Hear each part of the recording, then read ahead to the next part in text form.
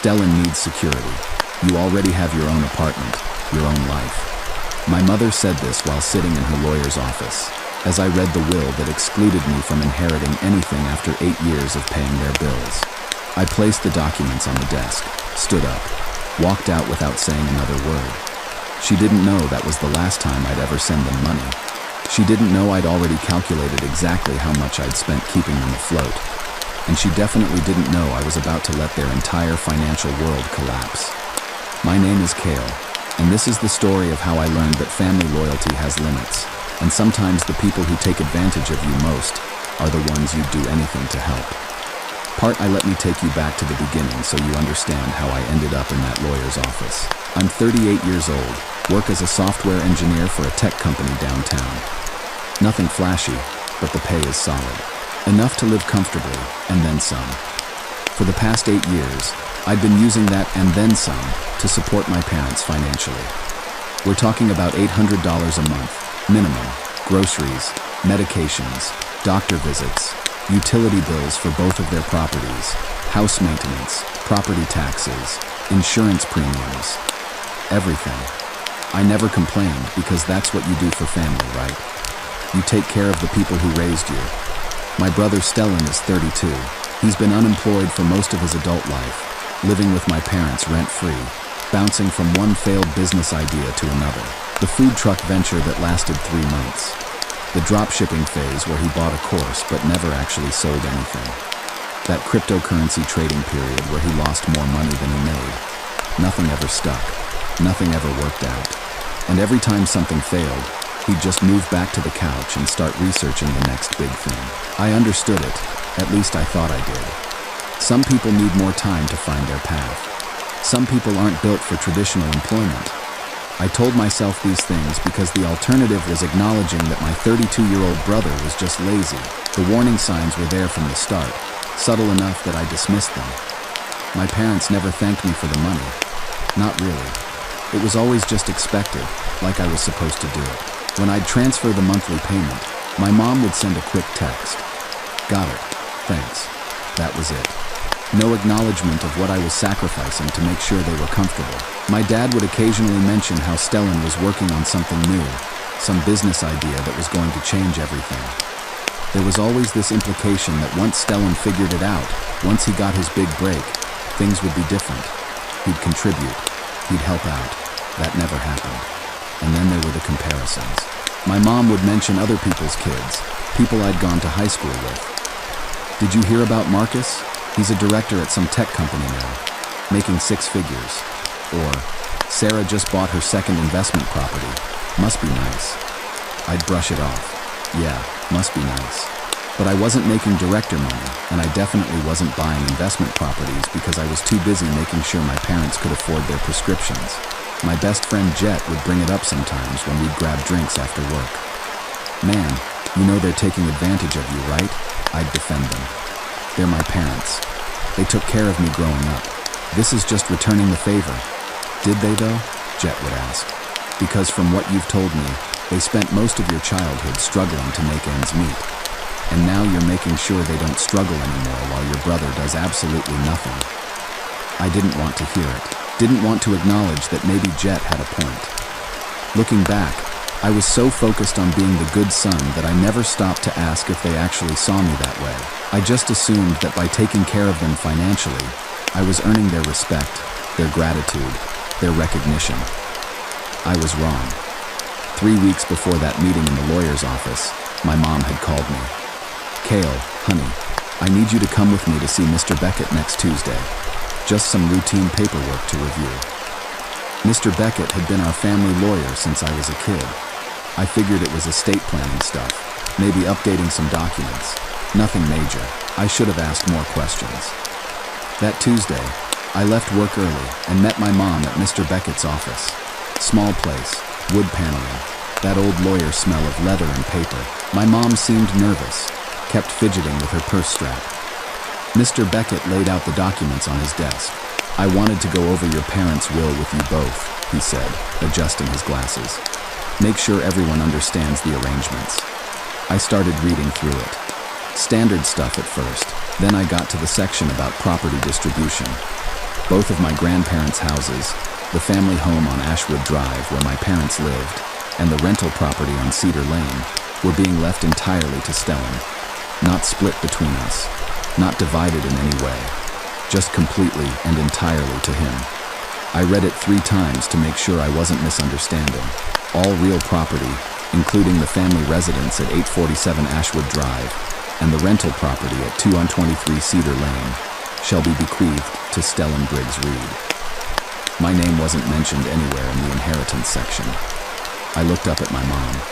Is this a mistake? She wouldn't meet my eyes. Your mother was very clear about her wishes, Mr. Beckett said quietly. Mom, finally, she looked at me.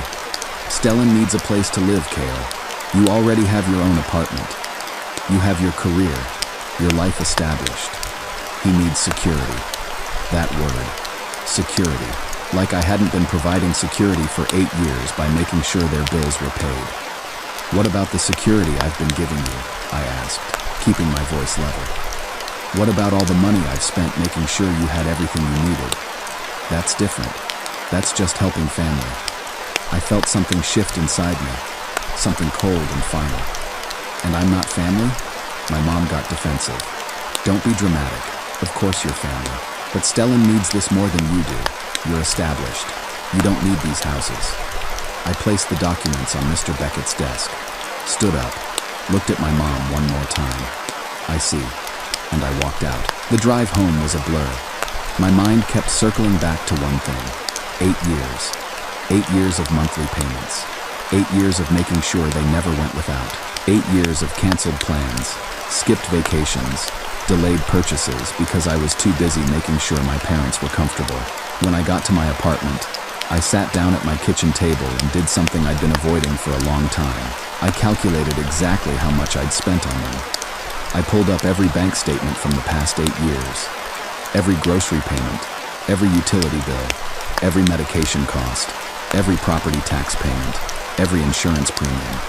I made a spreadsheet. I tracked every dollar. The final number made me physically sick. $237,412. $237,412. And according to their will, I was worth exactly nothing. Part 2, I spent that entire night staring at that number on my computer screen. $237,412. More than $250,000. Gone. Not invested, not saved, not used to build my own future. Just transferred month after month to keep my parents comfortable while my brother sat on their couch planning his next failed venture. And for what? To be excluded from their will entirely? I thought about all the things I could have done with that money. The down payment on a house I never bought. The investment accounts I never opened. The trips I never took because I was too busy making sure they could afford their cable bill. Something crystallized in my mind that night. A decision so clear it felt like waking up from a long sleep. The next morning, I started making calls. First, the grocery delivery service. I need to cancel the recurring order for 847 Ashwood Drive. Can I ask why you're canceling? The account holder will need to set up their own service. Next, the utility companies. Electric, gas, water, internet, cable. Every single one had automatic payments set up from my account. I canceled them all. Your account will remain active until the end of the billing cycle. Then service will be disconnected unless new payment arrangements are made. Perfect. I called their pharmacy and canceled the prescription delivery service. Called the lawn care company and ended the monthly maintenance contract. Called the cleaning service that came to the rental property twice a month.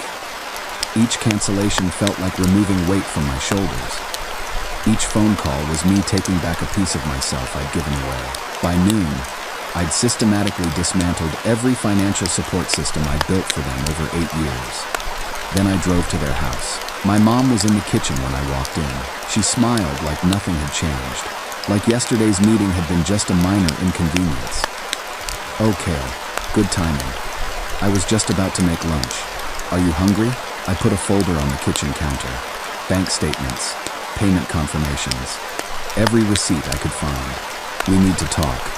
About yesterday. Honey, I know you were upset, but once you think about it, you'll understand. Stellan really needs $237,412. She stopped talking. That's how much money I've spent on this family in the past 8 years. Every grocery bill, every utility payment, every medical expense, every single cost for both of these properties, while Stellan has contributed exactly $0 to anything. She glanced at the papers but waved her hand dismissively. Kyle, you don't need to keep track like that. Family doesn't keep score. You're right. Family doesn't keep score, but apparently family does decide that one child is worth inheriting everything while the other child is worth nothing. My dad walked in from the living room. What's going on? I'm explaining to Mom that as of today, I'm no longer paying for anything. No more monthly money. No more covering bills. No more prescriptions. No more lawn care. No more cleaning service. Nothing. The color drained from my dad's face. What do you mean? I mean exactly what I said. I called every company this morning, canceled every automatic payment. Your next electric bill will come directly to you. Figure it out. My mom sank into a chair. You can't be serious. I've never been more serious about anything in my life. But we can't afford all that on just our Social Security, my dad said. Then I suggest you talk to Stellan about getting a job. He's inheriting properties worth over $400,000 according to your will. Surely he can contribute something toward keeping them maintained. My mom's face hardened. You're being vindictive. That word hit me hard. Vindictive. Like I was the bad guy for refusing to continue funding my own exclusion from the family. I'm being realistic, I said, keeping my voice calm. If I'm not worthy of inheriting any of the properties I've been maintaining, then I'm not responsible for maintaining them. My dad tried a different approach. Kyle, son, please, be reasonable. What's unreasonable is spending 8 years financially supporting parents who decided I'm not worth including in their legacy. I picked up my folder and headed for the door. Kale, wait, my mom called after me. You're overreacting. We can talk about this. I turned back one last time. There's nothing to talk about. You made your decision. Now I'm making mine. As I drove away, I could see them standing in the doorway, looking scared and confused. For the first time in 8 years, their financial security was entirely in their own hands, and I felt nothing but relief. That evening, my phone started ringing. First it was my mom, then my dad, then Stellan. I didn't answer any of them. Stellan left a voicemail.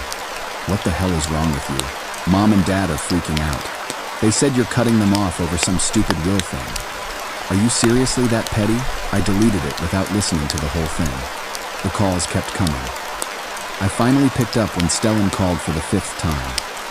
What? I said. You need to fix this. Mom and Dad can't afford everything without your help. And whose fault is that? Come on, man. You make good money. You can afford it. And you can't get a job? Silence. The will stays as it is, he finally said. Those houses should go to someone who actually needs them. Then someone who actually needs them can pay for them. I hung up and turned off my phone. The next few weeks were quiet. Peaceful, even. No calls demanding I handle some emergency. No texts asking for extra money for unexpected expenses. No voicemails about how the lawn needed work or the roof had a leak. Just silence. I threw myself into work, picked up some extra contract projects, started saving money for the first time in years, joined a gym with my friend Jet. You look different, Jet said one night after we finished a workout. Lighter or something. I feel lighter, I admitted. Like I've been carrying weight for years and finally put it down. Your family still giving you grief? I blocked their numbers. He raised his eyebrows. Seriously? Seriously. They can figure it out on their own. Good for you, man. Genuinely. About 3 weeks into my financial blackout, I was having lunch at the coffee shop near my office when an older woman approached my table. Mrs. Lowe, my parents' next-door neighbor. I'd known her since I was a kid. Kale, honey, do you have a minute? Of course, Mrs. Lowe. Please, sit. She slid into the booth across from me, looking worried. I need to talk to you about your parents. I set down my sandwich and waited. They're struggling, Kale. Really struggling. Your father was asking around the neighborhood yesterday if anyone needed yard work done. A 73-year-old man looking for manual labor jobs. I took a sip of my coffee but didn't respond. And your mother has been going to 3 different grocery stores comparing prices on everything. Yesterday, I saw her put back a container of yogurt because it cost 50 cents more than she wanted to spend. Sounds like they're learning to budget, I said calmly. Mrs. Lowe leaned forward. What happened? You've always been so good to them. So I told her. About the will. About being completely excluded despite 8 years of financial support. About Stellan getting both houses while never contributing a single dollar. Her eyes widened as I spoke. Both houses? Nothing for you? Nothing. She sat back in her seat, shaking her head. I had no idea. I always wondered how they managed so well on just Social Security. Your grandfather built those houses with his own hands, you know. He'd be heartbroken if he knew they were excluding you like this. Well, they made their choice. Now they get to live with it. Over the next few days, the calls started coming from extended family. Cousins I hadn't talked to in years. My aunt from California. My uncle who I saw maybe once every few years at weddings or funerals. All with the same message. I was being cruel, unreasonable, vindictive. How could I abandon elderly parents who needed me? None of them offered to help my parents themselves. Funny how that works. The one that surprised me was when Father Marcus from their church showed up at my apartment. Kyle, your mother asked me to speak with you. I let him in, made coffee, listened to his prepared speech about forgiveness, family obligations, Christian charity. When he finished, I asked him one question. Father Marcus, if someone in your congregation had been supporting their parents financially for 8 years, then discovered those parents had written a will giving everything to a sibling who'd never contributed anything, what would you tell that person? He looked uncomfortable. I would tell them that earthly possessions aren't as important as family relationships, even if that person had sacrificed their own financial security, their own dreams, their own future to take care of parents who decided he wasn't worthy of anything? Father Marcus left without changing my mind. Then, exactly 1 month after I'd cut them off, something happened that changed everything. My mom called me at 6:47 a.m. I'd unblocked their numbers the day before, just to see if they'd actually worked things out on their own. She was crying so hard I could barely understand her. Kale, please, you have to help us. There's something I never told you about the Cedar Lane house. I was immediately alert. What about it? Through her sobs, the truth came spilling out. There was still a mortgage on the rental property, a big one. My dad had taken out a home equity loan against it 5 years ago when he'd had heart surgery. The payment was $1,500 a month, and they were 3 months behind. How were you making the payments before? I asked, though I already knew the answer. You were, she said quietly. Remember when I told you our property taxes went up 3 years ago? That extra money? That was going toward the mortgage payment. I felt like I'd been punched in the stomach. For 3 years, I'd been unknowingly paying a mortgage on a house they were planning to give entirely to Stellan. They'd lied to me about what my money was paying for. How much do you still owe? $87,000. I was quiet for a long moment, processing this. Let me make sure I understand this correctly, I said. You want me to save a house that's going to belong to Stellan, using money I've earned, while I'm not even mentioned in your will?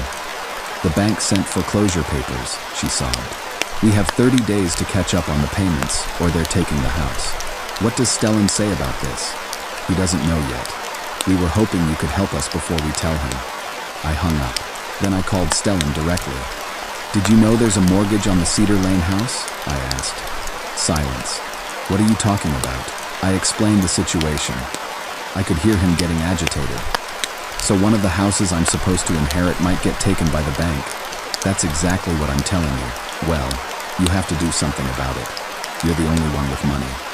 It's your inheritance, Stellan. Why don't you do something about it? I don't have that kind of money. Then get a job. Come on, man. You know I'm not good with regular employment. I'm more of an entrepreneur type. I almost laughed. Name one business venture you've ever had that made money. That's not the point. That is exactly the point. You're 32 years old. You've never paid a bill in your life, and you expect to inherit everything while I inherit nothing. Look, maybe we can work something out with the will. Maybe you could get like 20% or something. 20%. Like he was doing me a favor. I hung up without responding. An hour later, my dad called. Stellan mentioned you two talked. He suggested maybe we could adjust the will to give you a portion. Maybe 20 or 30%. If you help us save the Cedar Lane property. 20 or 30%, I repeated. Dad, I've given you over $237,000. I've been paying that mortgage for 3 years without even knowing it. And you think 20% is generous? We're trying to be fair, Kale. Fair would have been including me from the start. Fair would have been Stellan getting a job sometime in the past decade. Fair would have been not lying to me about what my money was paying for. Please, son, the bank won't wait. Then tell Stellan to figure out how to save his inheritance. I'm done. That night, I calculated exactly what I'd paid toward that mortgage over 3 years. $54,000. $54,000 toward a house I was never going to inherit. I felt something inside me harden into steel. Part 3. The calls became constant after that. My mom crying every other day. My dad leaving voicemails that started calm and ended desperate. Stellan alternating between anger and attempts at negotiation, like he was haggling at a used car lot. What about 40%? 50-50. We'll split everything right down the middle. Come on, man. Be reasonable. I didn't respond to any of them. Then I did something that surprised even myself. I went into my phone settings and blocked every family member's number. Not just muted, completely blocked. I called my building's front desk. I need to add some names to the do not allow list. I gave them my parents' names, Stellan's name, descriptions of each of them. Then I called my phone company and changed my number entirely. New number, new start. Nobody in my family had it. Finally, I sent one email to every extended family member who'd been calling me. Cousins, aunts, uncles, family friends, everyone. I will no longer be responding to any contact about my parents' financial situation. My decision is final. Anyone who continues to reach out will be blocked. I hit send and immediately blocked every email address I'd sent it to. The silence that followed was both terrifying and liberating. For the first time in months, my phone wasn't constantly ringing. No voicemails stacking up. No text messages demanding I fix things. Just quiet. I threw myself into work even harder. Picked up more contract projects. Started saving aggressively for the first time in my adult life. The number in my bank account actually grew instead of shrinking every month. I started seeing a therapist, Dr. Mira. She helped me understand what I was actually grieving. You're not just mourning the relationship with your parents, she said during our third session. You're mourning the parents you thought you had, the ones who valued you, the ones who saw your sacrifices and appreciated them. But they are my parents, the same people who raised me. Yes, but now you're seeing them clearly for the first time.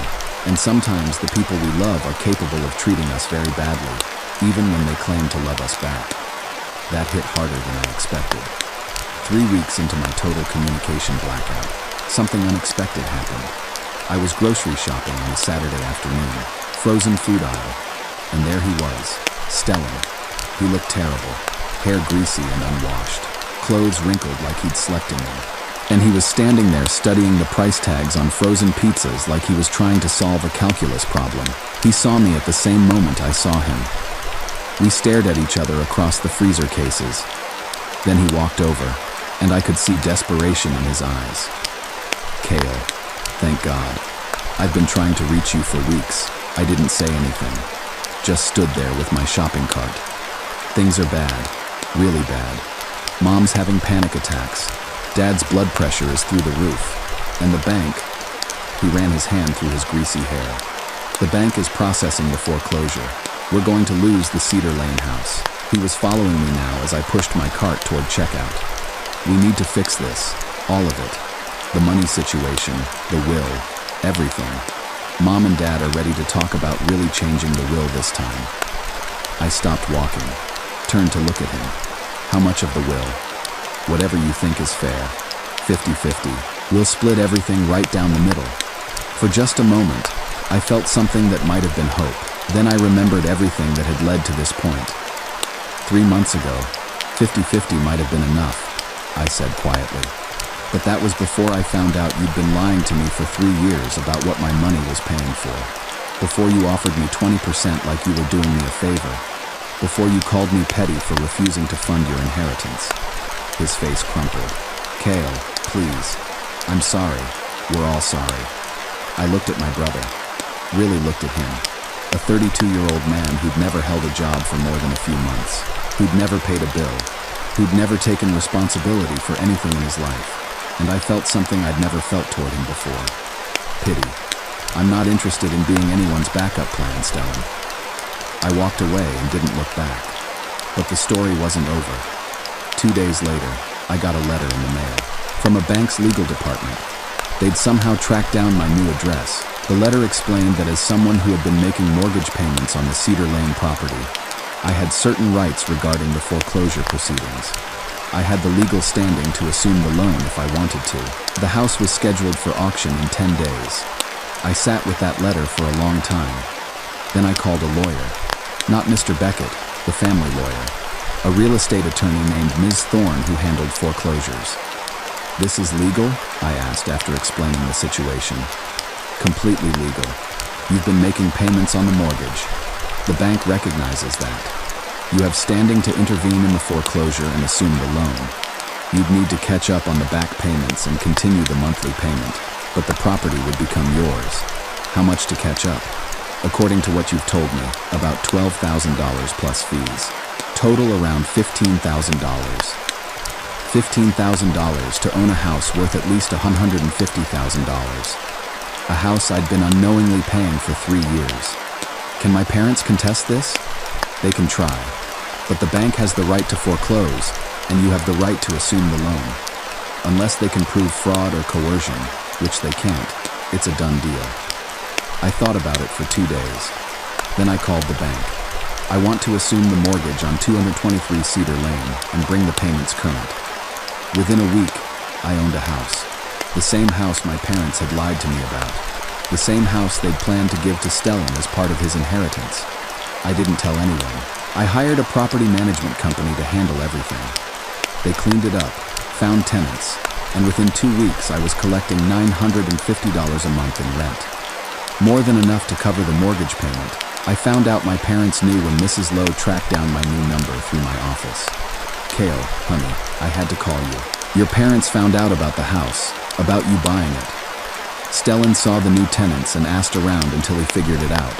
And your mother had a breakdown, not just crying, a real breakdown.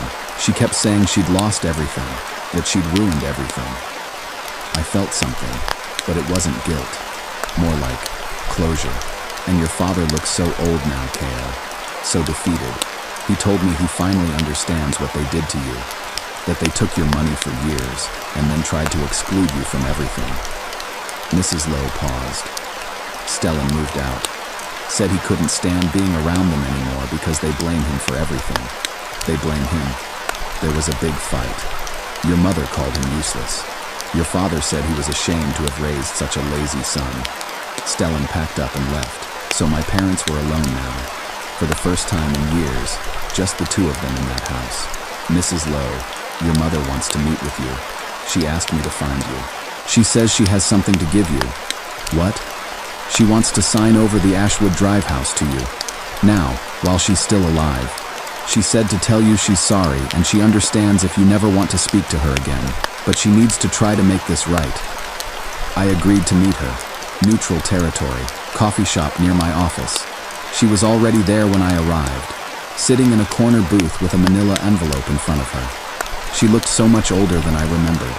Grayer, thinner, dark circles under her eyes that makeup couldn't hide. Kyle, she said when she saw me. Her voice was barely a whisper. I sat down but didn't speak. Thank you for coming. I wasn't sure you would. She pushed the envelope across the table. The deed to the Ashwood Drive house. I had Mr. Beckett prepare everything. It's yours if you want it. I looked at the envelope but didn't touch it. There are no conditions, she continued. No strings attached. I'm not asking you to take care of us or give us money. I just want you to have what should have been yours from the beginning. What about Stellan? Stellan made his choices. He's 32 years old, and he's never held a job longer than 6 months. He's never contributed anything except problems. I don't know what I was thinking. I picked up the envelope, opened it. Legal documents transferring ownership of the house to me. Signed, notarized, official. Why now? I asked. Her eyes filled with tears. Because I finally understand what we did to you. Not just the will, everything. We took advantage of your love, your sense of responsibility, your generosity. We treated you like a bank account instead of a son. You lied to me about the mortgage payments. Yes, and I'm ashamed of that every day. You excluded me while I was paying for everything. Yes. You called me vindictive when I stood up for myself. Yes. The tears were flowing freely now. Kyle, I know I don't deserve forgiveness. I know I probably destroyed our relationship forever. But I needed you to know that I see it now. I finally see what I did. And I'm sorry. I sat there looking at this woman who'd raised me, who'd taught me to work hard and be responsible, who'd then exploited those exact qualities for 8 years. I took the envelope and left. Part 4. I spent the next week thinking about what I actually wanted. Not what would feel like justice, not what would punish them most, but what I actually wanted for my life moving forward. I owned both houses now, through the foreclosure assumption and through my mom's deed transfer. The properties my grandparents had built were legally mine. My parents were struggling. Stellan was gone. I had all the power, and I realized something. I didn't want revenge. I wanted peace. I called my mom and told her I wanted to see both of them. When I got to the house, they both looked older, worn down. My dad had lost weight. My mom's hair had gone almost completely gray. We sat in the living room and I told them what I'd decided. You can live here rent-free for the rest of your lives. I own the house now, and when you're both gone, I'll keep it. I'll pay for major repairs and maintenance because it's my property and it's in my interest to maintain it. They started to look relieved. But, I continued, you're responsible for utilities, groceries, medical expenses, and day-to-day costs. I'll give you $300 a month to help cover the gap between your Social Security and your actual expenses. That's it. My dad opened his mouth to speak, but I held up my hand. There are conditions.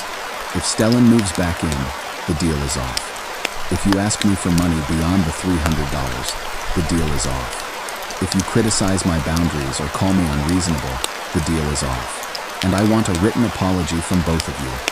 Not for anyone else. Just for me. My mom was crying, but they looked like tears of gratitude.